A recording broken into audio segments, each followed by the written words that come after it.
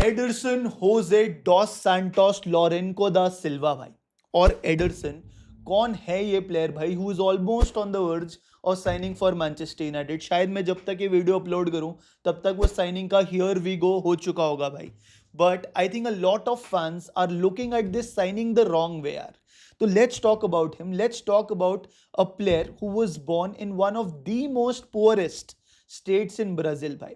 A player who has become the first Brazilian in the Premier League since, ये and में बताऊंगा मैं आपको यार, नहीं तो आप एंड तक नहीं देखोगे यार। एंड प्लीज कमेंट करके बताना आपको वीडियो कैसी लगी। अच्छी लगे तो हार्ट कर देना, खराब लगे तो टट्टी इमोजी बना देना, बट दिल से प्लीज बताना ताकि मैं भी बेटर हूं और आपके लिए और अच्छी वीडियोस लाने लगूं भाई, ठीक है। सो लेट्स स्टार्ट यार। The biggest question in everyone's mind is Ederson to Manchester United worth it और नॉट। तो उसके लिए ना मैंने 3 सेगमेंट बनाए। तीसरा वाला segment I am being very brutally honest in my assessment कि क्या लगता है मेरे को कि उसको आना चाहिए and what will be this his strengths and weaknesses. तो आप वहां तक देखोगे सो you'll have more knowledge than any other person भाई, बिकॉज मैंने काफी एक्सटेंसिवली उसकी जर्नी इस वीडियो में बताई है भाई, ठीक है। So Ederson was born on 7th July 1999। 7th July. M S Dhoni का बर्थडे भी उसी दिन आता है भाई। थाला फॉर अ रीजन हो गया, यहीं ले लो उससे यार तुम। But anyways, so he was born in Campo Grande, which is a very small city. It is not Sao Paulo और it is not bloody Rio जहाँ पे बड़े बड़े प्लेयर्स ब्राजील से उग के आते हैं और बहुत अच्छा करते हैं। तो he was actually born in Campo, a city which is more famous for cattle farming than football भाई, which actually defines his playing style also because he is relentless दोस्तों। he does not stop running and he is absolutely crazy when it comes to the intensity भाई, ठीक है। तो अगर हम थोड़ा पीछे जाएं, at the age of 14 he was in the Desportivo academy यार। वहां से when he turned 17 he went to China to play for a club called Shandong Luneng. मतलब सोचो, एक 17 साल का बच्चा ब्राजील छोड़ के चाइना चला गया, अ कंट्री जहां पे बहुत अनयूजुअल फुटबॉल कल्चर होता है भाई, आप आई एम श्योर मानोगे यार। But it talk more about his personality. उसका स्टेंट लॉन्ग नहीं था, but the fact that he was willing to make that move only for a loan still talks about कि यार मतलब he was ready to get familiared with the unfamiliar यार। So I think that was a stepping stone. I don't know वो वहां पे वैसे football कितना सीखा होगा, बट mental toughness 100% would have been there. Then when he turned 19 he was loaned to a club called Cruzeiro, which is one of the most historic clubs in Brazil भाई, and he wasn't even supposed to play for their main team, but उनके coach ने इसको training में खेलते हुए देखा and सीधा fast track करके मेन टीम में ले आए भाई, ठीक है। He made his debut against Botafogo at the age of 19 भाई।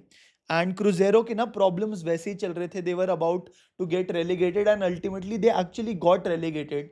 बट वो होता है ना कि यार उस टीम में सबसे best spark was this guy only भाई, was एडरसन। तो हालांकि टीम रेलीगेट हो गई, इसके चर्चे होने लग गए and he started to become famous और a known person because of his skills भाई। Then the most dramatic thing happened when they actually got relegated. They stopped paying players salaries भाई, पैसे ही देना बंद कर दिया।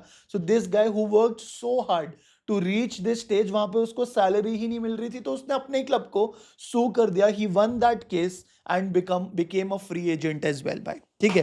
देन फिर फेब 2020 में Corinthians, which is actually a very big club, he signed a 5-year deal with them यार। वहां से भी लोन पे गया था एक क्लब में विच इज फोर्टालेजा, एंड वहां पे फोर्टालेजा को he played an influential role in making them qualify for the Copa Libertadores यार, जो वहां का चैंपियंस लीग होता है मोटा मोटा। देन जैन 2022 में he went to another club. This was his first Serie A club by the way. The club was Salernitana, and जहां पे जाके he scored within a few months, he scored his first Serie A goal as well, and then came the biggest move in July 2022. Atlanta ने बोला भाई हम खरीद रहे हैं, we are risking 23 million euros for this signing, and they bought him for 23 million भाई। What most people don't know कि जब वो गया था ना भाई एटलांटा में, he wasn't an immediate hit भाई, है ना। he took time to adapt in that league, and Gasperini, one of the most elite, I would say, Italian managers भाई, he used to start him in a more advanced role, a more attacking role, जहाँ पे वो click हुआ ही नहीं भाई। In fact critics आने लग गए कि इतने सारे पैसे इस प्लेयर के क्यों दिए हैं। बट देन आगे चल के when Gasperini started playing 3-4-2-1, he pushed him back and he played him in the double pivot भाई, एंड यहाँ पे दिस गाय एब्सोल्युटली शाइन। गैस्परिनी की अगर आप प्लेइंग स्टाइल की बात करो तो उसके सिस्टम में जो मिडफील्डर्स होते हैं ना भाई, they are high intensity monsters भाई। वो एक्सट्रीम स्पोर्ट ही खेल रहे होते हैं, वो इतना भागते हैं भाई, मेंटल हो फिजिकल हो whatever it is, they just run like crazy and play next level intensity of football भाई। सो वहां पे उस फॉर्मेशन में he clicked and he started becoming one of the most prominent players in the starting 11 भाई, ठीक है। So now coming to the question कि कौन सा पोजीशन वो नॉर्मली खेलता है भाई। देखो, he is traditionally a central defensive midfielder, ठीक है। He defends like a number 6 but box to box play भी उसका अच्छा है, and he operates in that position like a number 8 यार। तो थोड़ा हाइब्रिड रोल है, but of course Manchester United would have taken him sort of more as a replacement for Casemiro, I would say, rather than a Kobe Menu यार। अगर आप United perspective में बात करो, फिजिकलिटी की बात करो, he is 6 feet and he is right footed as well भाई, ठीक है। So the reason why he is good is 2-3 चीजें हैं भाई। एक, उसकी defensive intensity is really really good भाई, मतलब वो tirelessly runs up and down the pitch, he is a running monster भाई। Second, he has a very good ball progression as well, ball carry कर सकता है, he carries the ball with purpose and he can control the game as well भाई।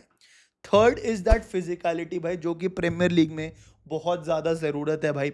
Aerial duels की बात कर लो, ground battles की बात कर लो, this guy tops the charts in many of the attributes in the top 5 midfielders in Europe, and his long range shooting is also quite well. In fact, मेरे को Barcelona का गेम याद आ रहा है चैंपियंस लीग में, he scored against them and he reads the game really well. He has a good football IQ भाई, ठीक है। अगर मोटा मोटा स्टैट्स की बात करें तो he is made more than 150 appearances in Serie A in both the clubs. अभी तो एटलांटा में है।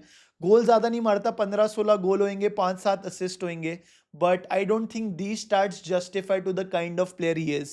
I think what he does is more than just scoring goals or getting those assists. But I'll tell you what it is. Stats, pure stats की बात करो तो he gets 2.5 tackles per every 90 minutes, which is actually a very crazy stat, which keeps him amongst the top central defensive midfielders in Europe. His tackle success rate is 65% दोस्तों, मतलब for every 3 tackles he makes 2 tackles उसका successful होते हैं, which is a crazy start by. His interception ranges between 1 to 1.8, मतलब पर 90 minutes. तो interceptions भी उसके काफी अच्छे हैं भाई। And again in terms of statistics अगर कंपैरिजन करोगे, is again one of the top few in Europe.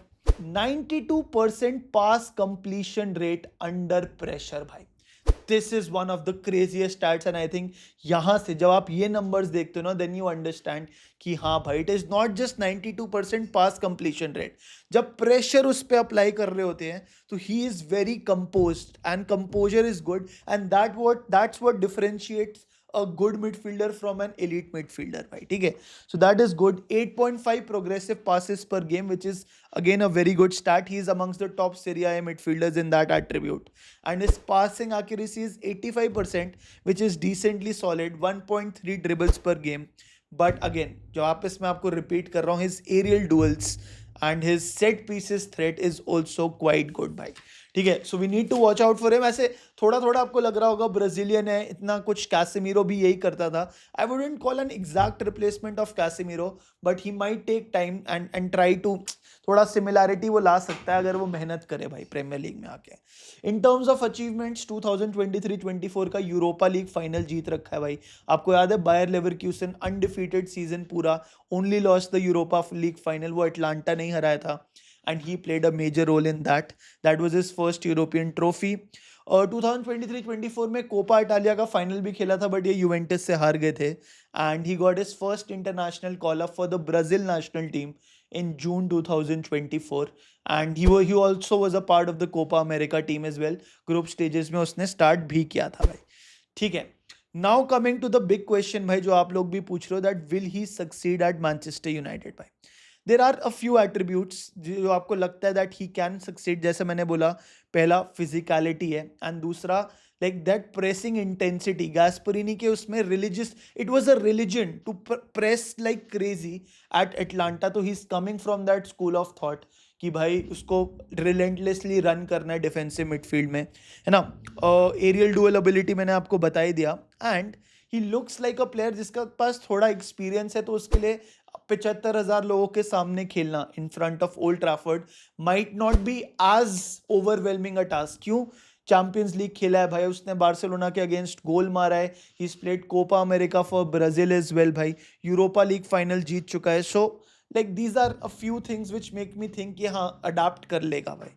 Now coming to the most important part यार, एंड अब मैंने काफी उसकी तारीफ कर दी but I have to be true यार. His passing ability is 85% pass completion rate, but अगर आप इसके passes in the final third देखोगे ना, the numbers are not good यार. He always requires a creative midfielder to play around him अगर chances create करने हैं, क्योंकि ये नहीं कर पाता. That is number one. He is not a creative player at all. In fact वही अटलांटा की टीम में भी he requires creative players around him if they want to make something happen. Number two, it will be very difficult for him to make that transition from Serie A to Premier League भाई, because यहाँ पे intensity ही अलग होती है. तो अगर हमने उसके ऊपर ज़्यादा प्रेशर डाल दिया और हमने बोल दिया कि भाई ये तो मतलब कुछ अच्छा नहीं कर रहा 2 मैच बाद, तो घाटे वाला हाल नहीं होना चाहिए भाई. तीसरा मैं ये बोलूंगा कि he has a lot of disciplinary issues as well on the field, off the field नहीं, on the field reckless tackles मारता है, बहुत सारी येलो कार्ड्स लेता है, और रेड कार्ड भी ले चुका होगा भाई. But he puts a lot of tackles on the pitch, and वो मतलब you can think of it like him getting a lot of yellow cards. And the fourth thing is भाई कि मतलब 53 मिलियन दे रहे हैं यार, अगर ये रिपोर्ट्स करेक्ट है तो 48 million plus 5 million, which is actually very too high for a central defensive midfielder. अब आप बोलोगे कि हाँ भाई कैसेमीरो के भी 70 मिलियन दिए थे, बट वो कैसेमीरो था यार, है ना. He was coming after winning 5 Champions Leagues, and this guy is different. Let him pave his own path. But हाँ मेरे को लग रहा है कि 40 million would have been a fair price, but it is what it is भाई. So he would require someone to carry the ball and have that creative pressure taken off him भाई. He will require time, but it's not to say कि भाई ऐसा मतलब he cannot do wonders in the Premier League यार. So my point is I think we need to back him भाई. This was the same guy who sued his own club and now is probably arriving in the Premier League to show who he is भाई. तो मेरा काम होगा इसको back करने का, और आपका काम होगा इस वीडियो पे कमेंट करने का. Love you guys, thank you so much. अपने थॉट्स बताना. टेक केयर भाई.